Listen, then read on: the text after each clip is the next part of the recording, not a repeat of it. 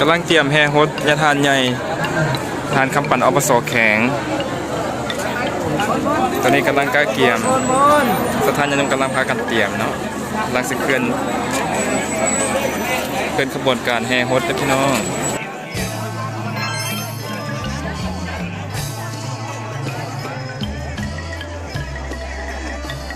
สุขสบายดีพี่น้องผู้ไปวันนี้เรากลับมาอันแห่กองฮดเนาะเราต้องกันสมัคคีเด้อพี่น้องผู้ไปเอาบุญน้ำกันเด้อตอนนี้ก็แห่กองฮดจะทานใหญ่เนาะทานปั่นอปสแข็งบริกรรมไซตัวนี้กับสถานยมมาเนี่ยเนาะถือว่าจะภาพศรัทธาเป็นศรัทธา